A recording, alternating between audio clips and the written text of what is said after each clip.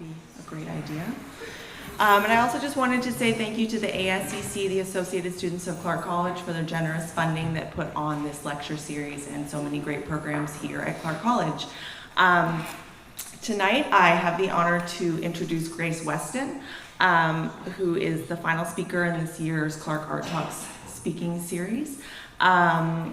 Grace's charming and engaging photographs use staged vignettes to combine humor with psychological themes. Grace constructs her sets in the studio using found and fabricated props to develop characters and scenarios that explore the universal dilemmas, joys, and fears that we all navigate in our lives.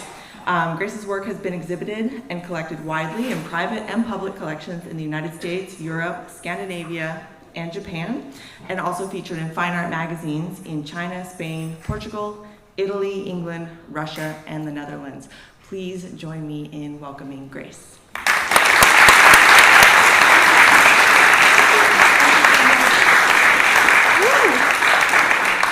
Oh my gosh, it's really good to see this crowd. Thank you. Thank you so much for coming. I'm really kind of blown away you're all here, so.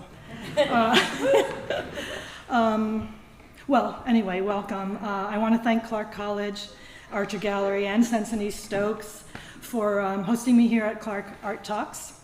I also want to thank Artist Trust for their generous support through a 2015 fellowship grant. Artist Trust, if you don't know, it's a terrific nonprofit organization their sole purpose is to support individual artists through grants, career workshops, and more. If you're a Washington artist, I highly recommend you look them up. I brought handouts tonight that you're welcome to after the presentation that tells you more about their great work for artists. And nothing has been more valuable to me in creating my art life than having support and belief behind me. So I want to acknowledge and thank Michael Payne, my husband, sitting up here in the front row, taking pictures and driving me here tonight, and countless millions of other things. He truly taught me that I had every right to be an artist, and that in fact it was essential. So thank you. And thank you all again for coming tonight. Grace, we love you. Oh. Cool, I can throw this out. Okay. This is David Bowie. This is a collage David Bowie made out of film stills from The Man Who Fell to Earth. I think it's pretty brilliant. Tonight I dedicate this lecture to David Bowie and all the freaks who continue to feed my spirit and give this world color. Some are even here tonight. I won't point you out, though. Well, Senseney described my work. For those who are not familiar with it, exactly what she said. I create miniature staged narrative scenes in my studio, sometimes humorous or psychological, with props and sets that I find and make. And then I light them, and then I photograph them. I grew up in New Jersey. The Jersey contingent is here. In a working class family. My earliest sensibilities were formed in front of a black and white TV. This is Shari Lewis and Lamb Chop. Their banter was witty and sophisticated, and Lamb Chop was loaded with opinions. If you haven't seen Betty Boop, I strongly suggest you YouTube those cartoons. I was fascinated with her cross-species flirtations and glued to her wild and sometimes psychedelic adventures, which she conducted in her trademark heels and strapless dress, no matter what the environment or weather was, accompanied by a Cab Calloway soundtrack. Now, even though Betty appeared to be a grown woman, somehow she was still trapped by mean parents who forced her to eat food she hated. In this episode, she ran away from home to find freedom. This was very appealing to my young mind and stirred up ideas of my own liberation. Here we have me with my brother Tommy, who was 4 years older than me. I guess I'm about 2 in this picture. Tommy was my friend, my protector, and my hero. When I was 4 and he was 8, he drowned. Obviously, this devastated my family, and while my parents were trying to reassemble their lives, it was clear that my mission was to not create problems. Here I am at 5. I'm in between brothers here. After my brother's death, I'll just go back one. After my brother's death, we moved to a rural area. My parents were both only children. There were no aunts, uncles, or cousins. Neighbors were far and few between. So I was fairly isolated. I embarked on an inner private life, entertaining myself with little characters and scenes I would make out of toys and shirt cardboard, things like that. I created a miniature world with my own characters, as kids often do, finding a way to cope with a confusing reality that was out of my control. When I was 7, my younger brother Jimmy was born. He was premature and very sick for much of his young life, and in and out of hospitals, and even in an institution for severe asthmatics for 2 years when he was 5. This photo is my whole family, and despite my mom smiling for the camera, I can still feel the tension and nervousness. So as long as I can remember, I wanted to be an artist, desperately. Exactly how, what kind, I had no idea. When I was little, my blue-collar dad would bring me to the Museum of Modern Art in New York. He showed me surrealism, impressionism, pop art, and it's there that I first laid my eyes on Starry Night. Magritte. Picasso's Goat, and Roy Lichtenstein. I marveled when my dad told me Andy Warhol made a 7-hour movie of the Empire State Building doing absolutely nothing. And this is the whole 7 hours. No, I think there's some change in the sky. I was tantalized by the subversiveness of this. It was the first time I heard the term laughing all the way to the bank.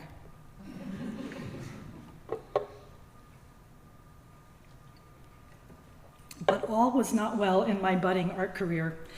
I was stifled and confused in the face of my deep yearning.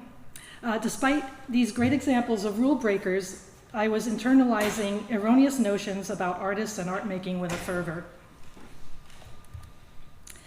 I was given this John Nagy drawing kit when I was about 7. Some of you might recognize it. With this kit, you could learn to draw and shade a cone, a sphere, and a cube. My mom is a perfectionist and looked at what I had drawn. She proceeded to erase parts of it to correct it and to make it look right. Of course, now I see that my mom's perfectionism was perhaps her struggle to fix an upside-down world that was out of her control. But at the time, what I took from it was that there was a right and wrong way to make art, and that product was what mattered. More unhelpful notions. If it's not difficult, if it's not really difficult, it doesn't count. If it's easy, you're cheating. Humor is a no-no. A real artist can produce at whim, turn the switch on, sit down, crank out masterpieces. Real artists know what they're doing before they do it. And art must be completely original, something nobody has ever seen before. And I drew this cartoon a few years ago about that. So perhaps some of these thoughts sound familiar to you. Needless to say, all of the above is very paralyzing. I went to Mercer County Community College because I could afford it, and it had a brand new campus and art department. There I learned some more rules, but at least I did discover photography. I learned these prejudices: fine art versus illustration, fine art versus craft, painting versus all of the secondary arts, And the biggest question of all, is photography even really art? Is it? I got turned on to Diane Arbus, who tapped into the stranger in all of us. Dwayne Michaels with his amazing narrative series. There's another one of Dwayne Michaels, Alice's Mirror, it's a favorite. Ralph Eugene Meatyard, Finding the Alien in His Own Backyard. And I see one of my favorite images ever, Andre Cortege's Satiric Dancer.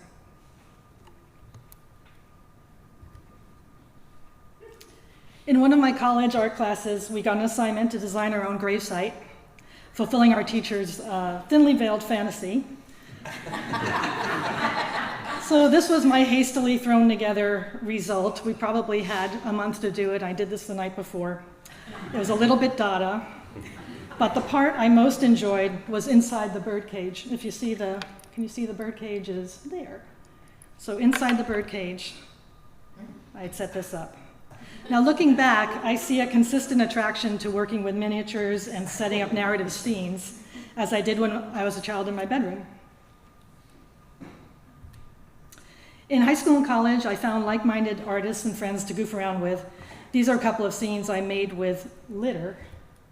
This is just at the Jersey Shore, just picking up litter. And so what I believe I made here was there's the teepee. This is a lake. It had a little reflective gum foil in it. Mountains, a billboard, and of course a robot. Here's a nice, really out of focus picture. Kind of a precursor to what I ended up doing, you know. My friends and I loved costumes, outer space, and general goofing around. This is me in high school, some kind of outer space magician, I guess. We got a 10-foot weather balloon and played with it until it broke, and then played with it for a few hours more. I'm the only one breathing in. Might say something about me, I'm not sure. More space friends. This is me in my Ziggy phase with a kazoo. The interplanetary instrument. And much hair. Oh, and this is a test strip from a film still from a film we made in college where, of course, we cast ourselves as outer space royalty. And I really learned the value of, and I'll never forget it, the value of aluminum foil in a pinch. It works for everything. This is Marcel Duchamp as Rose Sélavy. Marcel Duchamp said, "It's true, of course, humor is very important in my life. It's the only reason for living, in fact." Sonia Delany's amazing Bauhaus costumes. I love these. I wish I had every one of them. We saw these in Paris, actually, yeah. This is the late, great Klaus Nomi. And again, but with Joey Arias on the right. He's on the left on the right. This is Michael and me before we boarded the clown bus a number of years ago for Halloween. And one Halloween, I had no ideas. I was stuck and there was not a lot of time, but I did have an inflatable turkey for my dear friend's Halloween party. So, and it came in handy for lighting up cigs. And then I'm still at it. This is me just last Halloween. I still love outer space. I still love aluminum foil. So now on to my artwork. So in college, my earliest work was black and white, and this is when I was in New Jersey. And to me, this is very much a New Jersey scene. Rockefeller Center, Prometheus, but from the back. Most people don't shoot it that way.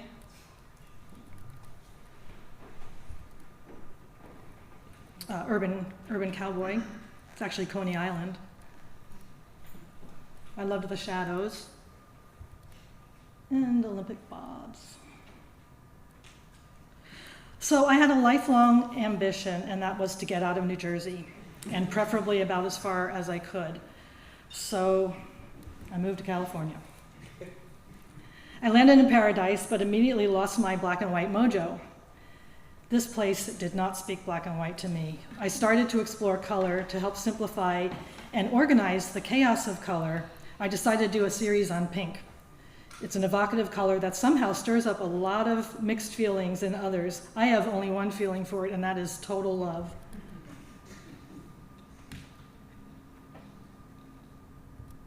This is the Madonna Inn. If you've ever been there, the whole place is pink, even their gas pumps.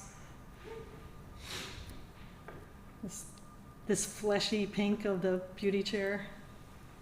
So I continued from there with minimized color and scenes, showing desolation and the relentless Southern California sun. To me, these scenes had a lot of humor and were very different than my New Jersey roots. This one I really like.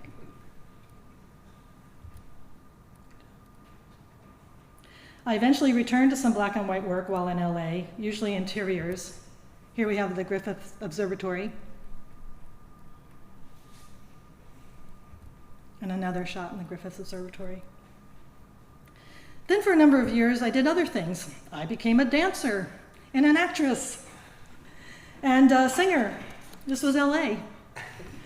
Eventually got sick of LA, the whole scene, and I uprooted again. Came to Oregon. Got my senses back.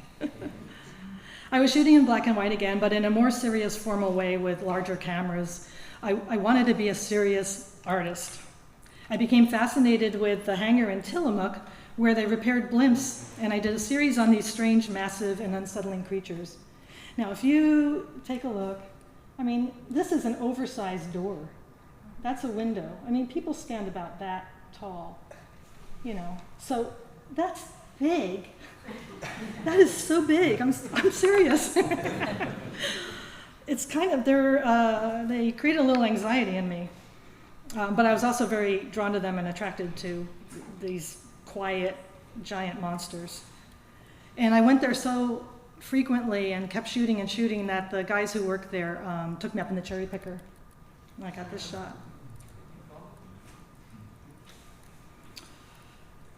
And although I liked this work, it was more the idea of what I thought respectable photography should be.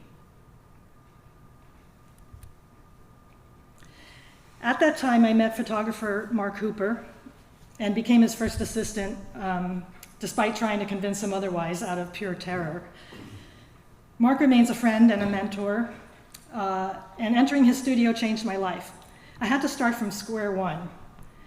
And though the learning curve was steep with lighting, large format cameras, color Polaroids, deadlines, and although I had no idea what I wanted to photograph, the blank canvas was thrilling to me.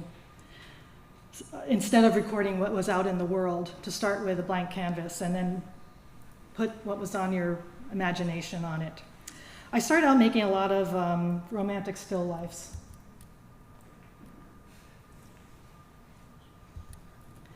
But really, this early work in the studio was all about exploring the properties of light and how to manipulate it. I made dozens of these Jell-O molds and countless failed shots over months of time because I was obsessed with creating this magic Jell-O that I had in my imagination. It was like the Jell-O from Mars is what I wanted to create. And I couldn't let it go until I finally got it, and I did. And I learned so much along the way about light. And then I did this funny little, I mimicked portrait lighting lessons, like you see in little books, but with this weird little character I named Vern. He's a 1930s puppet. Where's Matthew? Oh, jealous. You're jealous. I know you are. And then I did, this is After You, Dear. And again, it's an early still life, but you can see a little narrative creeping in.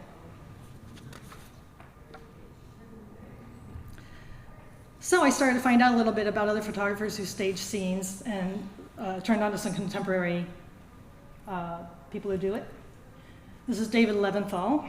This was like the first person I really became aware of doing stage photography with miniatures, but they're all out of focus. And I was like, isn't that breaking a rule? Can you do that? That's it from his Wild West series. This is Bruce Charlesworth. He uses himself in images and lots of bright color and humor. Again, you can use humor. Toon Hawks paints on his photographs. And of course, many of you probably know Gregory Crutzen, very cinematic and narrative work. So, my stage work. This is, I consider this the first successful narrative stage scene that set me in a solid direction. And it's the only one, actually, that's on a human scale. After this, I went to miniature scenes. This is called Free to Go. And it actually has ended up being on CD covers and book covers and magazines and got in Oprah and such. So it's, it speaks to a lot of people, apparently. This is Mine. It's called Mine. Vern makes another appearance, Autumn for Vern. And the tines of the rake are twist ties, and those are little miniature leaves that actually were in Laurelhurst Park. I made his little vest and spent about 6 hours putting that model of a water tower together. Those things take a long time. Like, why can't I just buy a water tower? And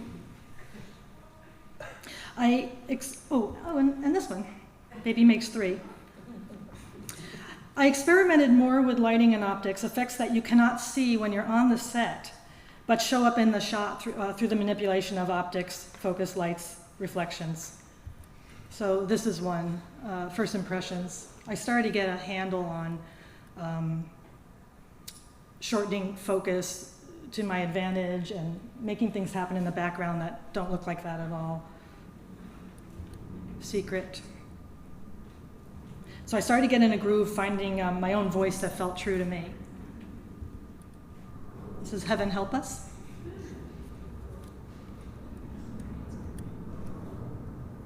Nighty Night. Winter Thaw.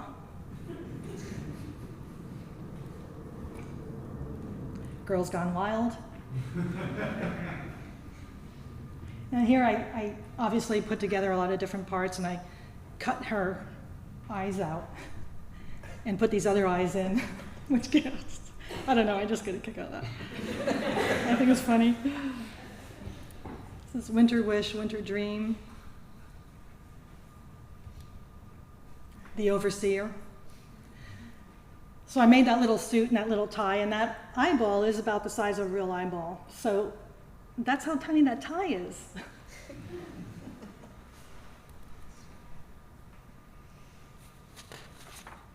I did a couple of small jobs for Portland Monthly.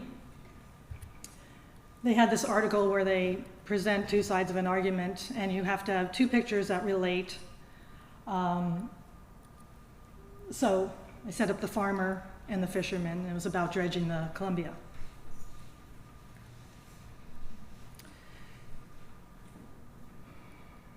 Then they hired me to do a cover for them for their neighborhoods issue. They wanted an idyllic Portland house on a beautiful Portland day in the spring. So I created this. Like, I call it Suburban Idol. The roof was this gorgeous magenta sandpaper I found at the hardware store. I felt like I struck gold. And this is when I learned to work with ridiculous deadlines. And here's the cover. This issue sold more than any issue they had published to that point. So moving on. This is Lovebirds. Honeymoon.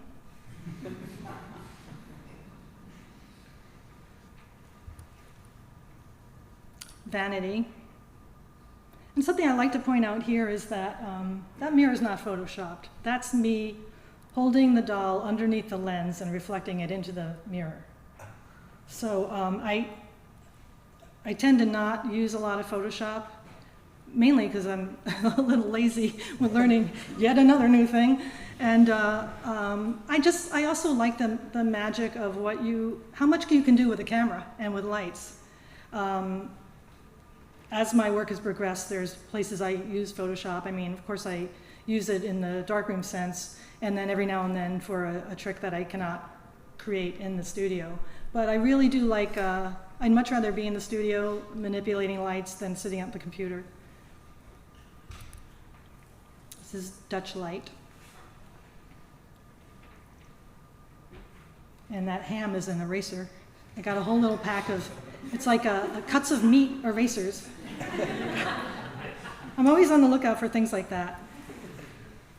They're in convenience stores and all over the place. You just go down the aisle and you find something great. The Initiate.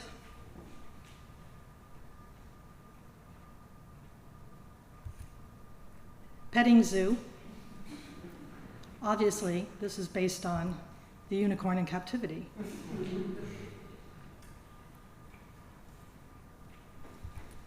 This is Laundry Day.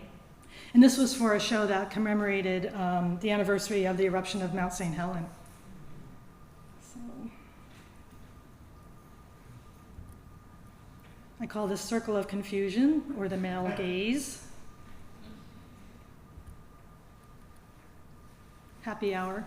Now this, here I used Photoshop. I tried to make lightning in the studio, but couldn't capture it.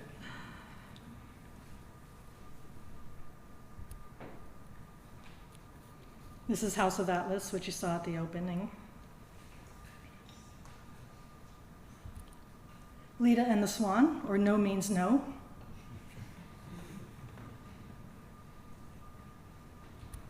And this is Expect the Unexpected.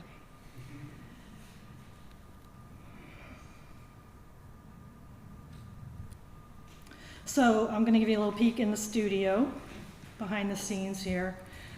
These are just some of the drawers I have with lots of little items in them. There is an organization to it that I am the only one who knows. So when I die, nobody's going to know what this means. And I'm going to show you a shot here called Rise and Shine. And I'm showing you this because sometimes an old idea resurfaces in your consciousness. When I was moving a few years ago, I found a 2-part cartoon that I had drawn in college. I had completely forgotten about it.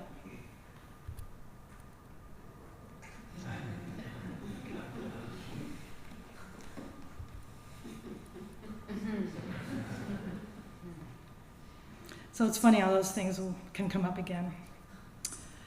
So you saw this image earlier, Laundry Day. Now, often people say to me, oh, great, you're going to have a show. Why don't you bring one of your little sets to the show? And the thing is, these sets are not little boxes. They're not like that. They're more like this. So everything out of the frame is clamps and bricks and supports and all kinds of stuff. And that camera is about 10 feet away from the mountain. So it's really different in the studio than it ends up looking. Where am I now? Oh, and I got commissioned to recreate this cover for this book, for a book company. And you may wonder, how did I get those clothes to be exactly the same again? And it's with this product called Stiffy. So I worked a season at Van Image Lab, and one of the reasons I really wanted that job was I wanted to work next to these people who create stop motion characters from nothing. And so I was there feeling like the lowest rung on the ladder, but I picked up a lot of little tips, and one was Stiffy, and you can like spray, it's like a starchy stuff you spray fabric with, then you dry it with a dryer, and you get it in position, and it stays there. So even though I took that clothesline down and put it in a drawer kind of carefully, when I needed to, it was shortly after that I needed to do that book cover again, so I just got that out and got my little mountain out and started over and did it in the aspect they needed for the book cover, because they couldn't just use the original shot. So there it is. Oh. All right. Here we have House of Atlas. So this is a little bit about the process. I'm not that great at planning things ahead. I kind of have to just be hands-on and see what works. So this is kind of how that started. I had no idea how I was going to attach the world to her back. I didn't know if she was going to be able to be in a position to work with that little vacuum cleaner. I didn't know what the color palette was going to be, how she was going to stand up. So then I started trying different fabrics and different things to see what was going to work. This is one of about 5 dresses I ended up making for her before I settled on the right one. And of course, you see the vacuum cleaner there, and you see what I did to it. And then there's the set, almost ready to go. I mean, I'm sure I tweaked it a million more times, but. And you remember my favorite photo, Satiric Dancer. So I do want you to notice her neck piece.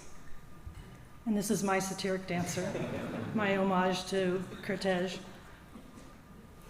And, and something I want you to notice is the original Satiric Dancer on the wall. So I often find props that I can alter or change rather than just start from scratch making something. So here's a couch. The back wasn't really the right shape, so I put batting in there and then reupholstered it. And you can see my little reference printout behind. And for the collar, I was just stumped. How was I going to make that amazing neck piece? And I finally got nose spray and cut it up and sprayed it silver and fit it on her. I wanted it to be authentic.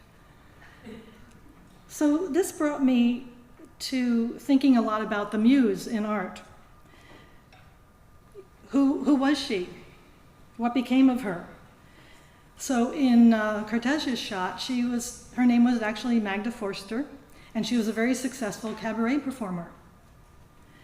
In art, the muse tends to be idealized, so what if the private life of the muse was not so glamorous? This is called Mother's Day. Many of you might be familiar with the image of Twinka and Imogene, shot by Judy Dater in Yosemite. This is a famous photograph. So I did my version.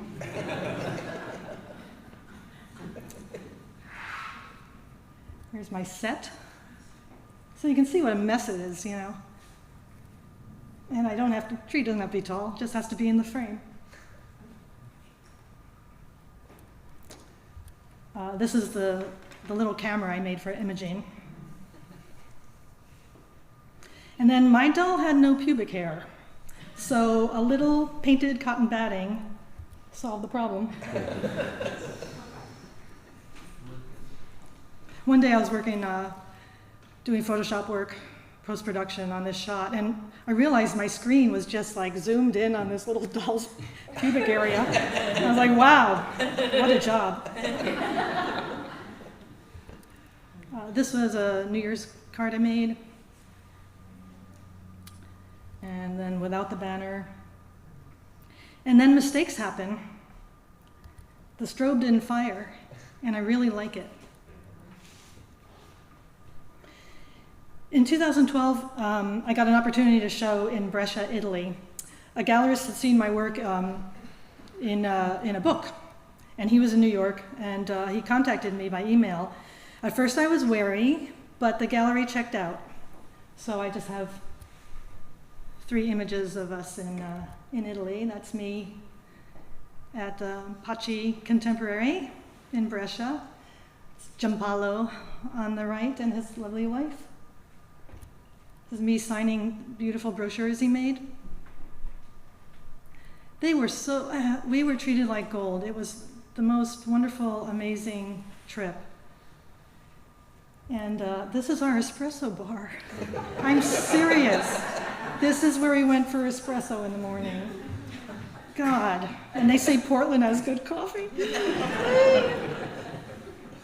So 5 years ago, with the downturn in the economy, my husband and I moved to Seattle for work. It's situated on hills, as you know, with lots of water, and it has beautiful light. I got an iPhone at that time, and it got me shooting in my new city. As I walked around, I walked constantly. My studio was in Pioneer Square, and we lived up in Lower Queen Anne. I'd walk through the city with no agenda and none of the tightness of the studio. I would just explore and start taking shots with my iPhone. This is the International Fountain. You have to, and I have a tendency, I've been working in the studio, and I have a tendency to work tight and with these tiny things, and it was so liberating to just have this phone and not worry about anything and play. The magic of Instagram filters. These were tango dancers that we came upon one night in West Seattle, dancing outside. I got some fun little lenses for my iPhone. Let's see, is that the next? Oh, this is something else. Yeah, here we go. Oh, light, pretty light. So with these fun lenses, I started immediately trying to use them in a way you're not supposed to. And these are the chairs at the Olympic Sculpture Park. Dressing room, pink. I still love pink. Pink high heel. I love that shoe. When you get close to these things, they're just like filthy and cruddy and... How big is it? Oh, that big.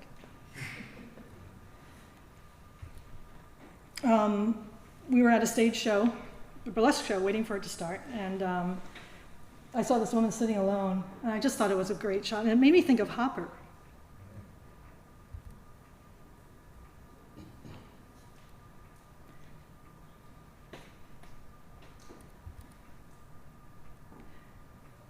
One thing I really do miss about Seattle is the ferries. Again, another shot that makes me think of Hopper. And all the water is just so wonderful. And the ferries it's just like you enter this other world and you're on there for a while, and it's just such a different feeling. It's really sublime.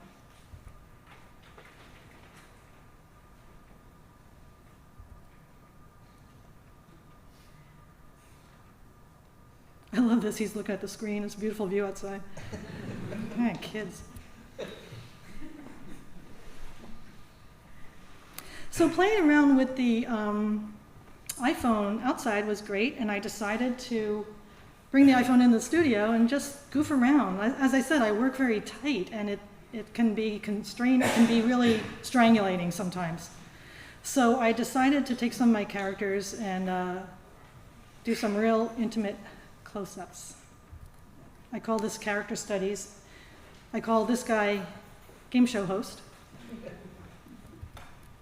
This is handsome woman. Brat. Mr. Wonderful. Nervous.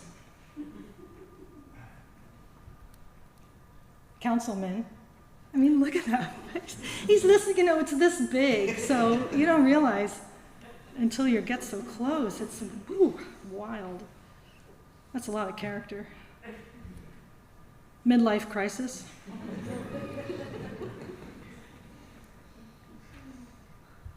And suit. So I got this articulated doll who stars in a number of the shots you've seen. And she's really beautiful. So I decided, she was my muse, and I decided to do kind of a little boudoir shoot with her. So, boy, it's blown up so big, but it's fuzzy. It's supposed to be fuzzy and romantic, like those boudoir shots. I just think she's something else really gorgeous.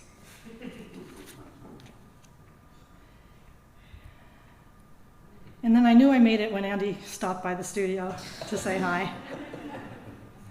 I think it looks just like him. Well, when he was young. So with this casual play with characters, I was breaking a lot of rules for myself. Maybe nothing has to be in focus. Maybe more is said with less information.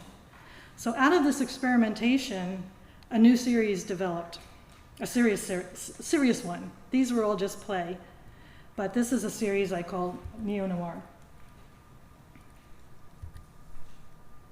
Witness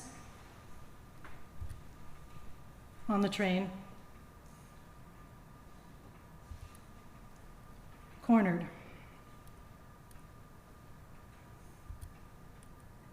Socialite. Tryst. Expert. Manhunt.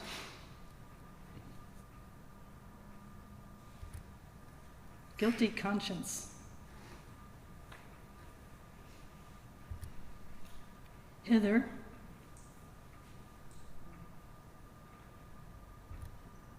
Playboy.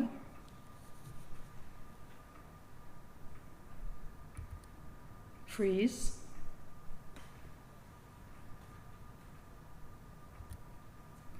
Amnesia.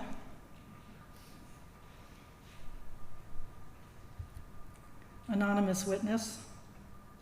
We're getting minimal here. And I love, this is my favorite one.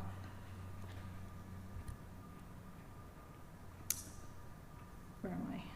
Confidant. Flee.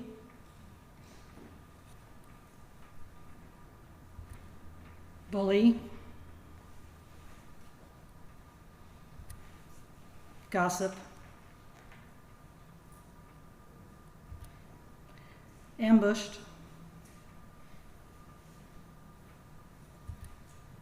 Trepidation. Man of mystery. Decoy. And snitch. So these images are printed full bleed to hang individually or in combination. I presented them at Waterstone Gallery in Portland in a grid, like this.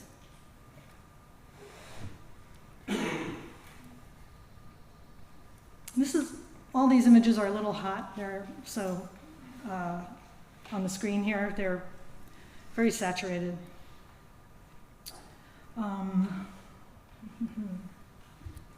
So, last year we returned to Portland, and I struggled with a new vignette. Every time I move, it's hard to kind of get my grip again.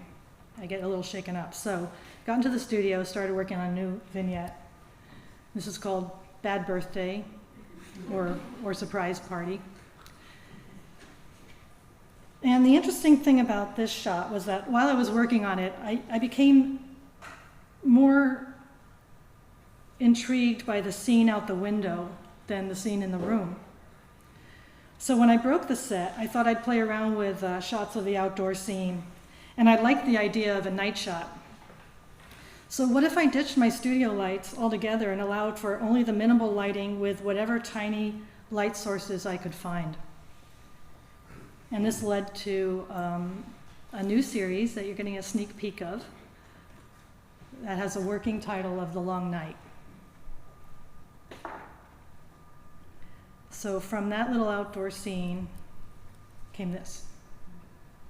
I call it Lay Low.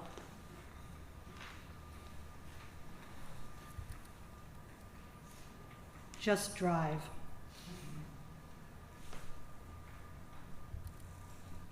Meeting of men.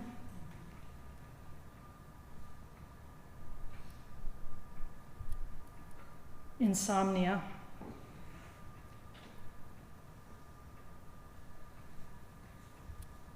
Smoke.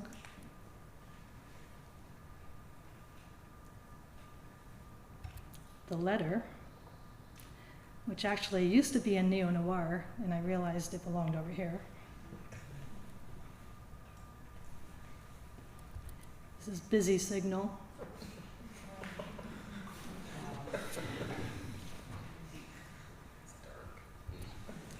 And Alpha Male. So I find that this work is somewhere between the neo-noir work and my heavily detailed narrative vignettes. I enjoy how atmospheric and provocative things look with less information. A lot of the lights I'm using are just little LED lights I find here and there at party stores or whatever, and just kind of throw them in the set and see. It's like as soon as the lights go down, it takes on a life because you can't see, because of what you can't see.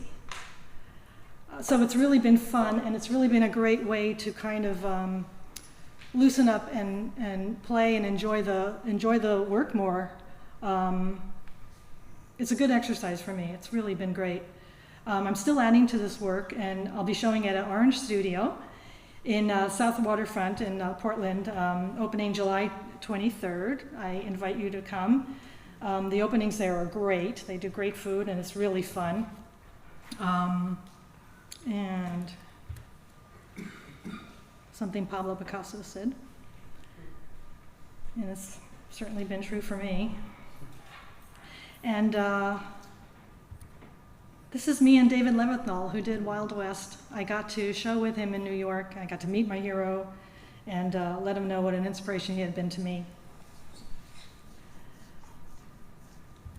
So there. So, thank you.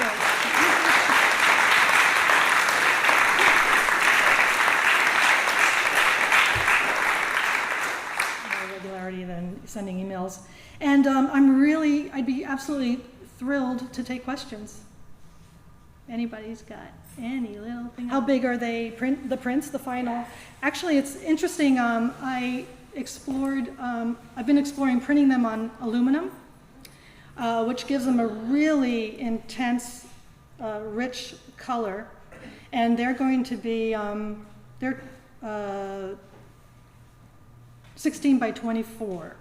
16 by 24, flush mounted with a little inch black holding it off the wall. But I looked at some tests, and the color is amazing, and the blacks go really black, and I think it's really right for the work, so I'm very excited to show it that way. Yeah, Ray, hi. Hey, can you talk a little about your process, about how you come up with those remarkable titles?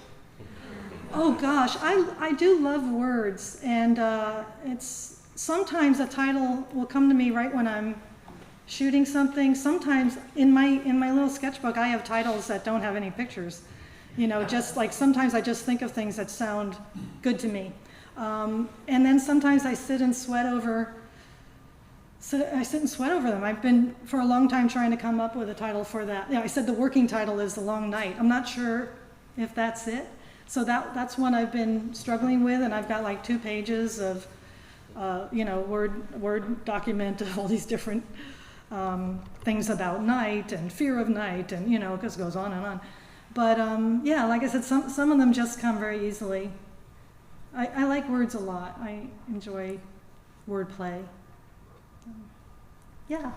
Do you sew, or do you do like fabric glue? Oh my gosh, I am so, I'm not a sewer. I wish I was much better with that. I do use fabric glue in the back of,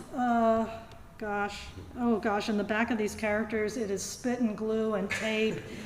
My sets are they just have to stay together long enough for me to get a shot, and often they don't. It falls apart all the time while I'm shooting, and that's why I think sometimes I get so hesitant to put a spike in the floor of the scene to set the character, because I know I'm probably going to have to move it 1/4 of an inch, and but things fall over all the time. And so like the shot with the I don't even know how I could, never mind. The globe with the clown, Heaven Help Us, and he has those were wires that all those different wires were going to different people on that globe, and they were constantly falling off his hands, falling over, knocking the people over. I'm using tacky wax and stuff like that, falling apart the whole time. I don't know, you gotta be like this. You gotta, other people shoot themselves, and I don't know. I mean, I get to the verge, but somehow I just like doing these teeny tiny little things like that. Yeah. Did you, I mean, always like dioramas and small scenes like that? I guess I did. Now when I look back on it, I think I always did like. Have you studied any other like dioramas or other famous things? Like I was looking at your stuff and then I was kind of reminded of the nutshell study. Oh my gosh! After I was already some doing. of your stuff, Yes. kind of, no, not as grim obviously, but your scenes and everything. After I was already doing this kind of work, I discovered the nutshell studies, and this is a nutshell studies. Do you know it? Do you know the nutshell studies? It's a woman. I can't remember her name. Glessner Lee, the Yes. last name, but Frances Glessner Lee. Yes, exactly. So she was from this wealthy family in Chicago, Yeah. I think, Yeah. and she wanted to grow up to be, I think, a detective. Yeah. But her parents, she was in this wealthy family, and at the era, they did not want their daughter growing up to be doing something like that. So she started studying real crimes that had happened in Chicago and recreating the crime scenes with dolls and fabric and little toy blood and everything like that. Amazing, and it's in Baltimore, and I tried to see it when I was in Baltimore. It ended up there, all her little, so these are little sets. So she made all these little sets.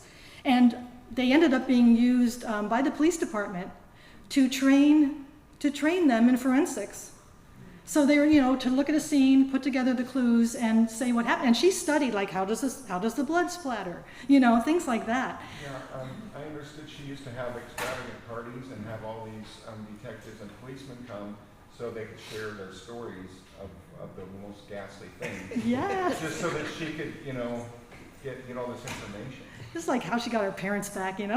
like, I just thought it was really, it was amazing. They are amazing. And then, probably 10 years ago, a photographer photographed all the scenes, all the sets, and they put it in a book called The Nutshell Studies. Frances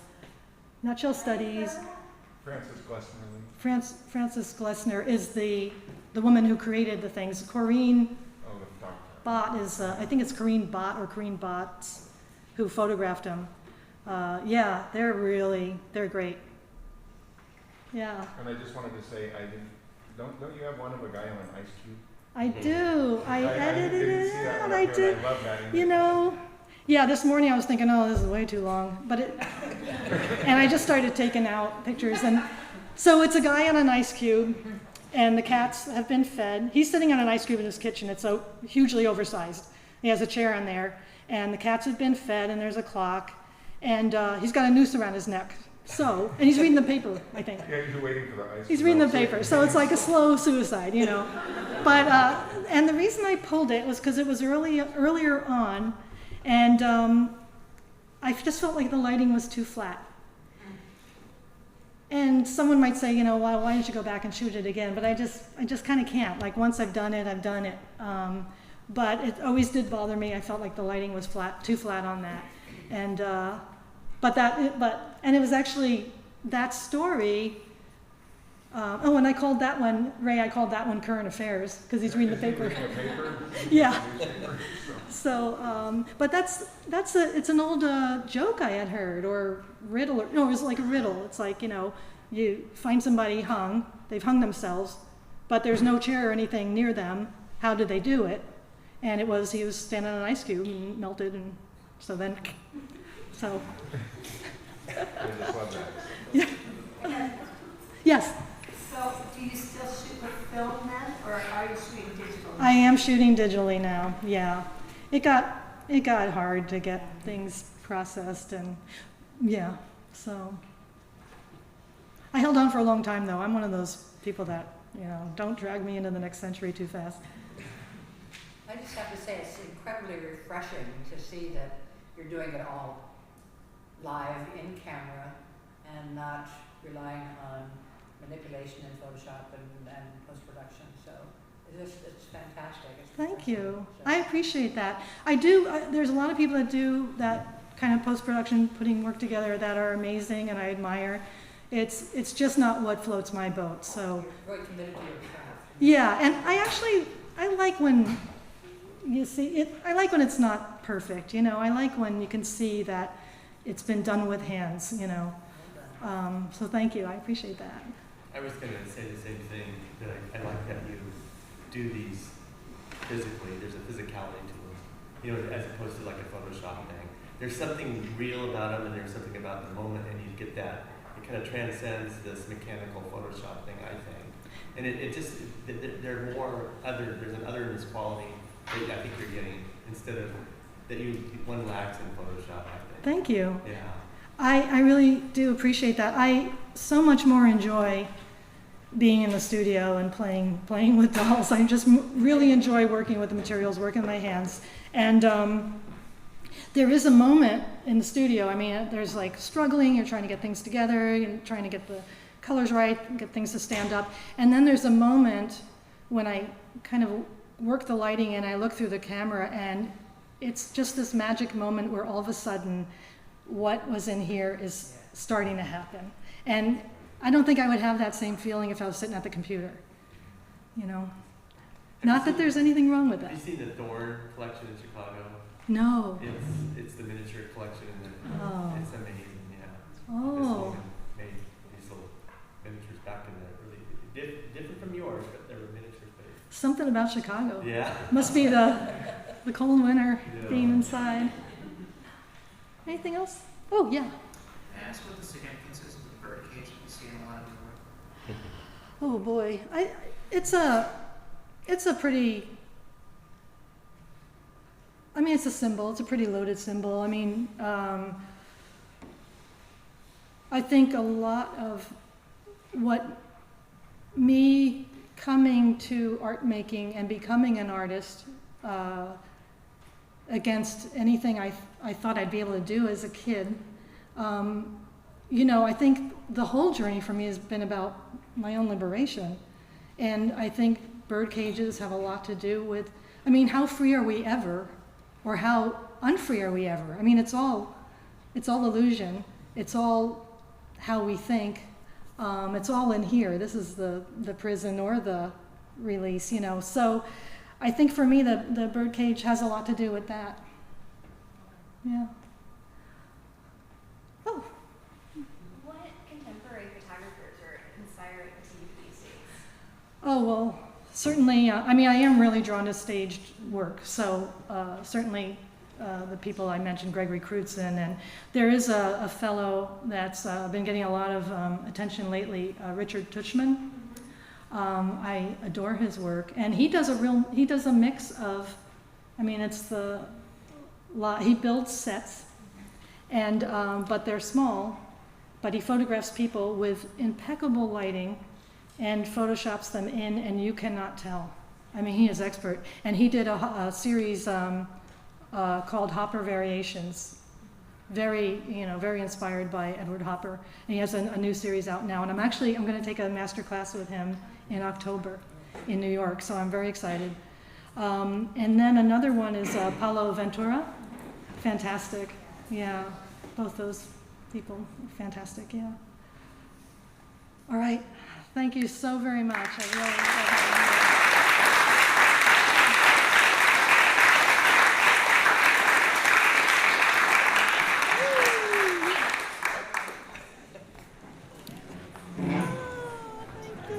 Great. Great. Yes, there's artist trust information, my mailing list, and cards. Wonderful work. I love it. Thank you so much. I have a friend that he goes to the bins, the Goodwill bins. Oh, yeah. And I went to visit him today because we're going to do something inspired by you. Oh, they're so cute. He had brought out 5 bins, and he goes, here's shoes, only singles. I sold all the pairs. Here's hats. Here's furniture. And he goes, here's fruit.